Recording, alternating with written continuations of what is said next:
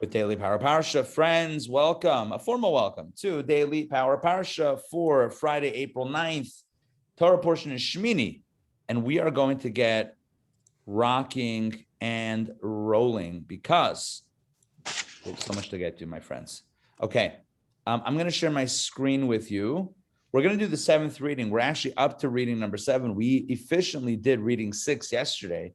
We're a little bit ahead of the curve. We're living in the future, my friends. This is like the future era. Call Rabbi Crisp. This is the future. The future is now. I'm sharing my screen, and we're going to jump right in. Wait, hold on. Let me find the right screen to share.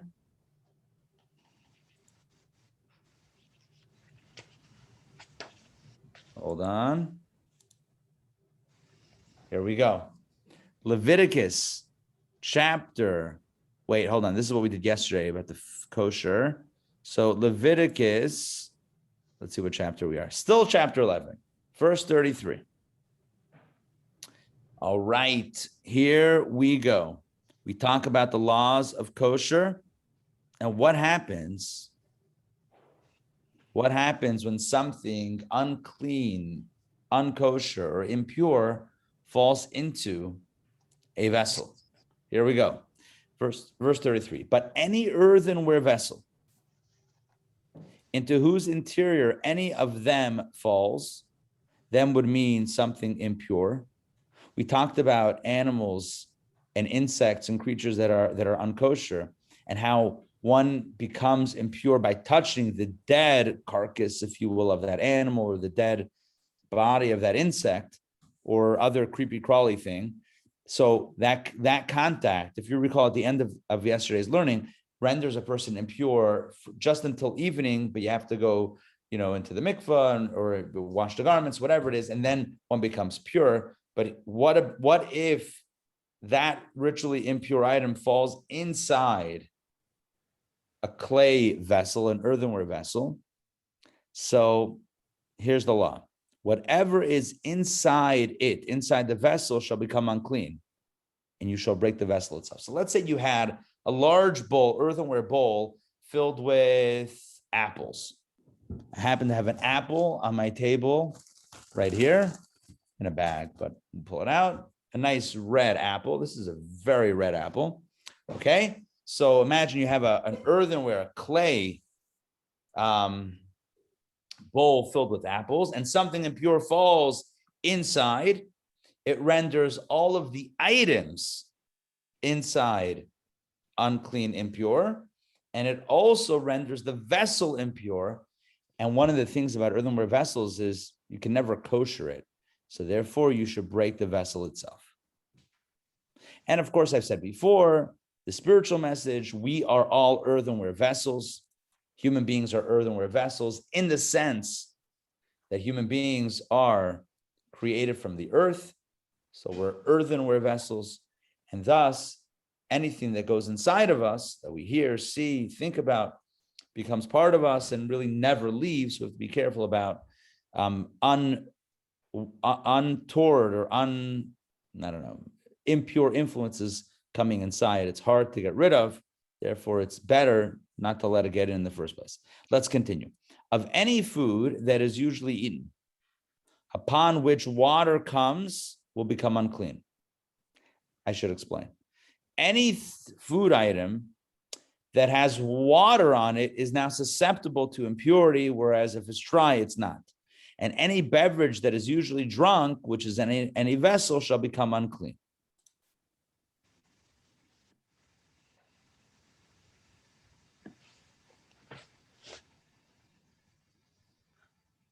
Okay.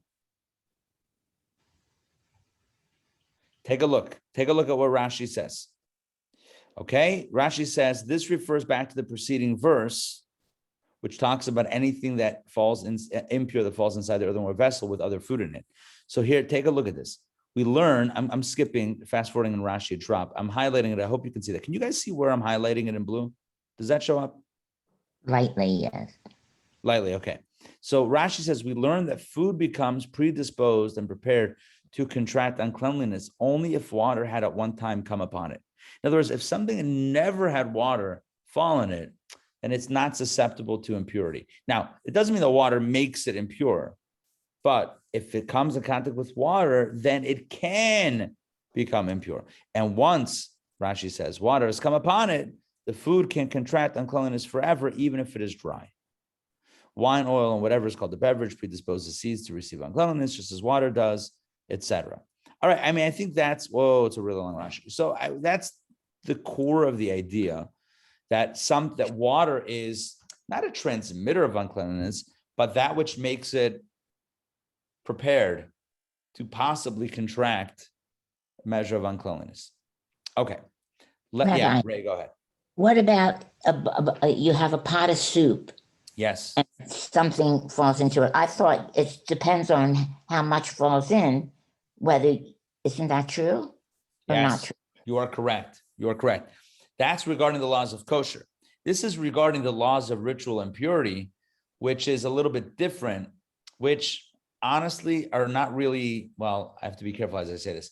They're not really relevant today in the sense that we don't have a temple. So we're not really concerned with ritual purity and impurity because it doesn't have a practical effect.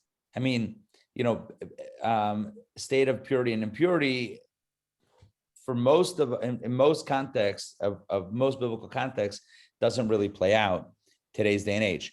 You're talking about the idea of kosher, where let's say a drop of milk falls into a pot of chicken soup, which then, you go by the ratio. If it's less than 1/60th, then it becomes nullified and becomes kosher. But the Torah's, this context is a dead, I don't even want to say it, but like a dead mouse or rat falls into a pot. So forget about 60th or not 1/60th or not 1/60th. The fact that a dead carcass of an impure animal falls, a non-kosher animal falls into the space, even if it's not cooking, even if it's just, again, like a bowl of apples that once were rinsed off in the sink, they become impure, and the ceramic or earthenware vessel needs to be shattered. But you're right, when it comes to kosher and liquids, then you can remove it and it becomes nullified. By the way, the nullification becomes a little bit more problematic when it's not liquid, right? Because the whole nullification means that you can't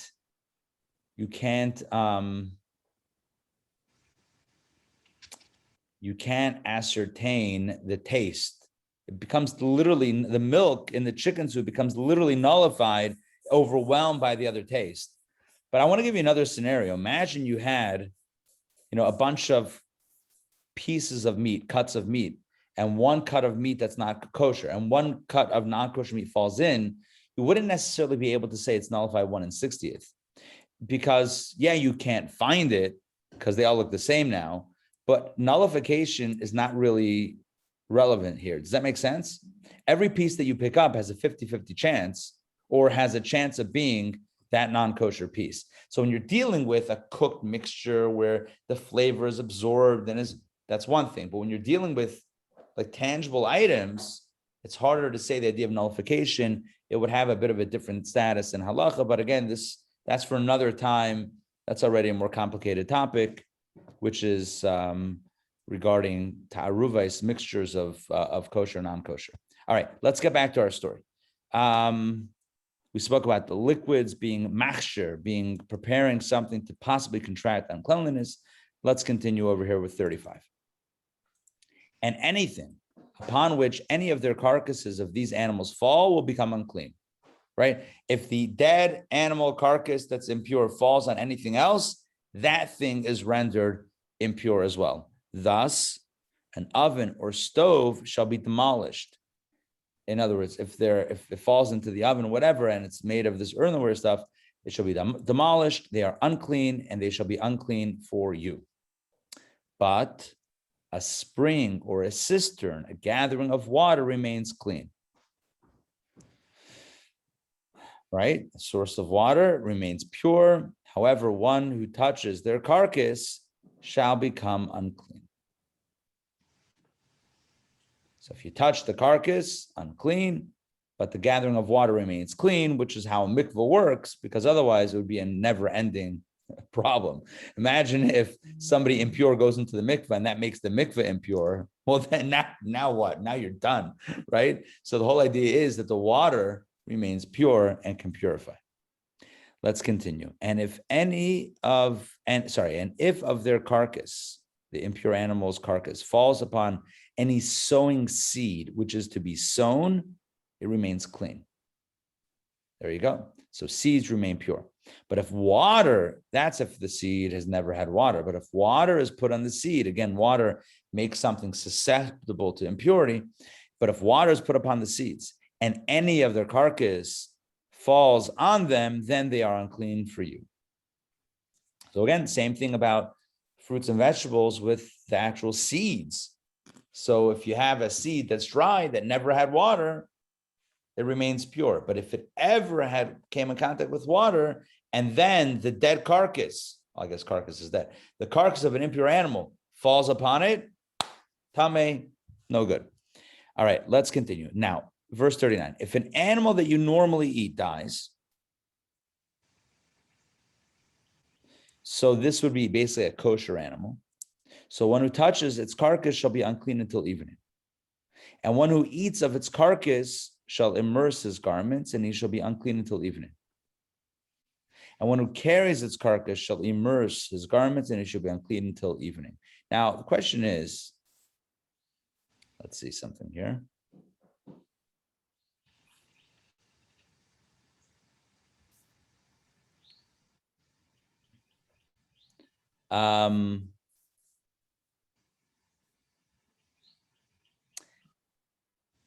Yeah, so what we're talking here is not about eating itself, as Rashi clarifies. One might think that his eating renders him unclean. However, that's not the case. Rashi says, so what does it mean? It means it's rendered, I'm just skipping some of the back and forth here in Rashi. It means through touching or lifting it up. So the uncleanliness here about eating is not really the eating that renders impurity, but it's really about, wow, a lot of Rashi's here. It's really about touching it or lifting it up, which would render the person unclean. Okay? And again, if you lift it up or carry it, it renders a person impure, and it requires an immersing the garments and a cleanliness and waiting until evening. Let's continue verse 41. And any creeping creature that creeps on the ground is an abomination, it shall not be eaten. Any creature that goes on its belly, back to the laws of kosher. Any creature that goes on its belly, like a snake, or any creature that walks on four legs, to any creature that has many legs, like a centipede, among all creeping creatures that creep on the ground, you shall not eat. For they are an abomination. So, sorry to rule out snakes and scorpions and centipedes, but there we go. You shall not make yourselves abominable with any creeping creature that creeps. I love that. So many C's. You shall not defile yourselves with them, that you should become unclean through them. For I am the Lord your God, and you shall sanctify yourselves and be holy. This is a powerful verse, right? Sanctify yourselves and be holy. Why? God says, because I am holy. God says, don't eat those things. Those things are not kosher. They're not fitting for you. Kosher literally means fitting. They're not, as we said before and a few days ago, kosher means spiritually attuned, the right fuel for the body, spiritual fuel for the body. It's not the right fit. Kosher literally means, by the way, not healthy. It doesn't mean pure. It's not what it means. Kosher means literally fit. F-I-T means appropriate. So not kosher means not appropriate. God says, don't eat the non-appropriate things. Be holy. Eat the right things. Why? Because I'm holy. I want you to be like me. And you shall not defile yourselves through any creeping creature that crawls on the ground. Don't eat those things. All right, we're near the end of the portion. For I am the Lord who brought you up from the land of Egypt to be your God. Thus you shall be holy because I am holy. So it connects the Exodus to the mitzvah of kosher. It's we find the Exodus mentioned in many different contexts. And once again, we find it here as well with regards to kosher. God says, look what I did for you. I took you out of Egypt. What, you think I took you out of Egypt so that you can eat a centipede? Are you kidding me? What is this? Don't run out. Stop running on the ground and chasing the creepy crawly things. You're not meant to be eating snakes. You're not meant to be eating cockroaches. You're not meant to be eating bugs. You're not meant to be, don't eat these things. Eat the things that are appropriate. Eat the things that are fitting for you. Eat the things that are spiritually attuned for you. Don't eat these gross, abominable creatures, these unholy, unkosher creatures. Be holy because I took you out of Egypt to be holy, right? I could have left you there, God says. Could have left you there and you do whatever you want. I took you out to distinguish you, to give you a special diet. Now eat the special diet. This is the laws the Torah summarizes. These are the kosher laws regarding animals, birds, and all living creatures that move in water and all creatures that creep on the ground. And why were we given these laws of kosher regarding these things that we could or cannot eat? To distinguish between the unclean and the clean, and between the animal that may be eaten and the animal that may not be eaten. In other words, the kosher laws are given for us to allow us to make distinctions, to distinguish between that which is not kosher and that which is kosher. An animal that can be eaten and an animal that cannot be eaten. As I said a day or two ago, the laws of kosher, aside from the fact that objectively something is either spiritually attuned or not, but it also creates a discipline. It also trains us in a sort of discipline, being mindful about what we eat and being able to reject the things that are not on the menu. It's easier to say yes than to say no. Right? Somebody offers, it's easy to say yes. Something's available, it's easy to say yes. It's harder to say no. The laws of kosher train us to learn how to say no and to draw a line down the middle of our plates and say, this yes, that no. Yes to this, no to that. That's healthy spiritually, but it's also healthy practically. And for this, we go back to the 1960s. And the famous Marshmallow Experiment. You know about the Marshmallow Experiment? Everyone knows about the Marshmallow Experiment, right? It's in Stanford, there was a researcher or researchers. They called kids, young kids in, and they said, here are 2 marshmallows. They look good, they look good. Now you got to get the kids that like the marshmallows or else the whole thing doesn't exist. So you bring the kids in, they brought kids in and they offer that, and they said, here are 2 marshmallows. I'm going to give you one right now, and you can eat it. But if you want the second marshmallow, don't eat the first one until I get back. And then they left the room. So now you have a kid with a marshmallow in front of them, and they have video. They taped this. There's videotape of this. You could see the kids there looking at the marshmallow, sitting there waiting. You know, I mean, time is always, when you're waiting for something, stretches on. It seems like for an eternity, it takes forever. And it's like maybe it was only 10 minutes or 5 minutes, but it felt, I don't know. I don't remember the exact timeline of how long it was supposed to be until the fellow came back and they would get the second marshmallow. But it was like excruciating for the kids. And they're looking and they're touching and they're poking and they're smelling and they're maybe licking. And some of them, they can't. Some of them just pop the marshmallow. All right, at least I got one marshmallow, so I don't get a second one. I got to have it now. Some kids were able to maintain a little bit more discipline, self-control, and not eat the marshmallow for a number of minutes and then gave in. And some were able to hold back the whole time and got the second marshmallow. The postscript, as I've understood it, is that they kept following these kids into adolescence, teenagehood, young adulthood, and adulthood. And they found, by and large, the children, the individuals that were able to practice more self-control typically did, again, without making a judgment, it sounds judgy, but I'm just reporting based on certain metrics, did better in life, went to better schools or advanced more in academics, and by and large had more successful careers, made more money perhaps. I don't remember exactly the metrics that they followed with, but typically did better than the other kids, which again, I don't know how comfortable I feel with saying that, did better, did worse, whatever. I personally don't want to judge. I'm just saying that you and I know that discipline is very beneficial, right? If you can say no to the marshmallow, whether it's because you want a second marshmallow or because the marshmallow is not kosher, if you can say no to the marshmallow, right, then you can say no to a lot of other things that are unhealthy. And you can say yes to the things that are good, but difficult to do. So is it about the kosher? It is about the kosher. Is it also about the discipline that kosher trains us? It's also about the discipline, which reminds us that every mitzvah is beneficial for us. It's not just for God, which is true. It's beneficial for us, which brings me to my final story for today. And I heard this from the rabbi himself who brought this group to the Lubavitcher Rebbe. It's the 1970s or 60s.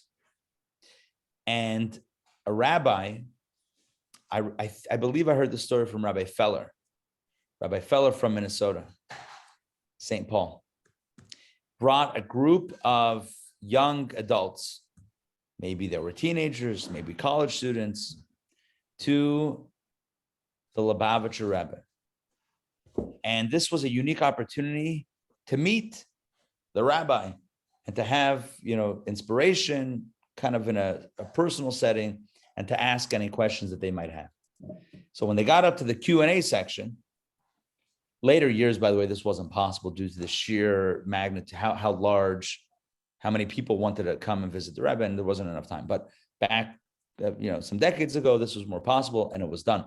So one of the individuals in the group asked the Rebbe the following question: said, and these were people that didn't grow up religious, but had rediscovered their Judaism, and this was part of their journey.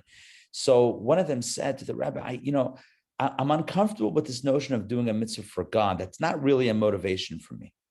Doing a mitzvah for God. It's like, I don't know. It doesn't speak to me.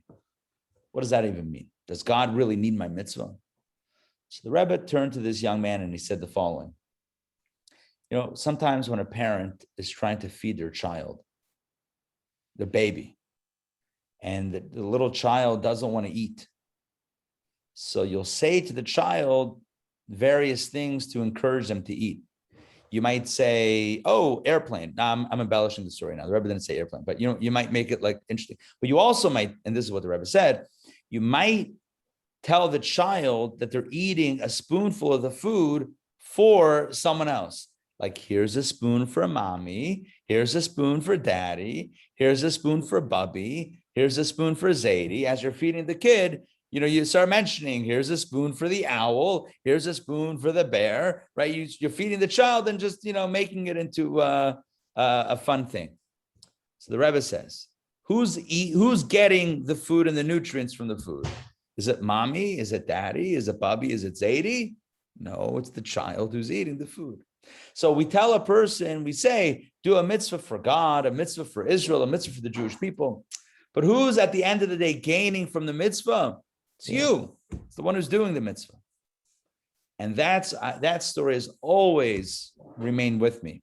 Because as true as it is that our mitzvot affect other things, primarily they benefit us, the doer of the mitzvah.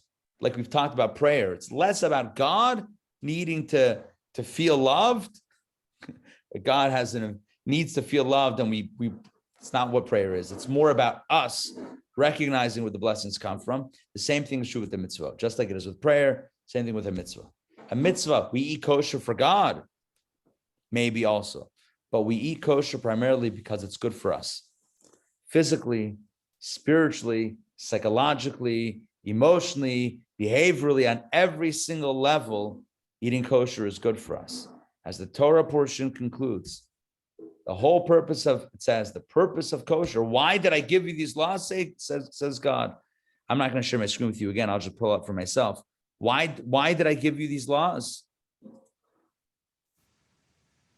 Lahavdil, ben hatame, ben hatar, to distinguish, so that you can be trained to distinguish between what is off limits and what is on limits. between something that ought be eaten and something that ought not be eaten. It's good for us to be able to distinguish in life between what's right and what's wrong, what's good, what's healthy, and what's unhealthy. It's good for us to have that discipline. So once again, we discover that Torah mitzvot is to our benefit. It's just about reminding ourselves, because sometimes the inner voice says, oh, I don't like that. I don't like those restrictions. I want to do what I want. The counter voice can say to that voice, take it easy. This is good for you. You may not think of it in the moment, but it's good for you to be a person who's in control, who is disciplined, who has the ability to say no. That's a healthy trait. So may we exercise our power of discipline, say no when appropriate, say yes when appropriate, and indeed draw those lines in our lives, allowing us to be healthier individuals. And as I said a few days ago, kosher is not an all or nothing proposition when one is on the journey. It's about being discerning the next opportunity one has. Thank you for joining me today and this week for Daily Power Parsha. It's been quite the thrill this week to cover Shemini. Next week, we have more excitement in Daily Power Parsha. Join me then. And I want to wish you all a good Shabbos, an uplifting Shabbos, an infinitely great Shabbos. Shemini 8, right? The sign of infinity.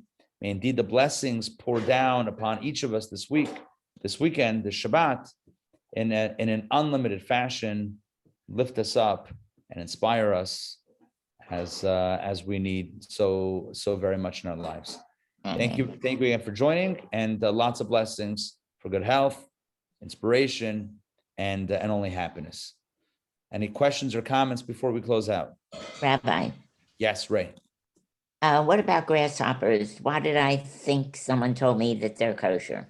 Yes, some are. The Torah says that some are, but we need a tradition. So some Yemenite Jews actually have a tradition as to which ones are, but without a tradition, it becomes a little bit tricky. But theoretically, some within that family are. So okay. I personally like mine dipped in chocolate. I'm kidding. No, that sounds good. Yeah, I don't know about that. I would still be I'm a little bit particular. I'm whatever. Right. There's a lot of interesting things when it comes to food and perception. But nonetheless, we have the Sinai diet. That's what I like to call kosher, right? There's the South Beach diet. There's the Atkins or whatever. I don't remember the name. Rambam. We have Rambam, right? Maimonides. This is ultimately, it's the Sinai diet, and it's been working for 3,300 years. So it's definitely worth a shot. All right. We'll see you all after Shabbos. Enjoy, or on Shabbos, perhaps. Join us, by the way, this Shabbos in Chabad in town. I will say, first Shabbos in a long time in which we are doing an in-person Kiddush with precautions, but there will be cholent. So if you'd like, join us if you dare. If not, that's totally cool.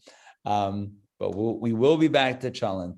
And once we're back to cholent, that certainly signifies a new stage in this journey that we're all on. So join us and stay tuned. I have some incredible stuff planned.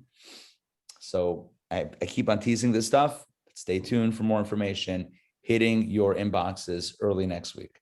All right. We'll see you soon. Shabbat shalom. Peace and blessings. Take care, everybody. Thank you, Rabbi. Shabbat shalom. Take care. Shabbat shalom.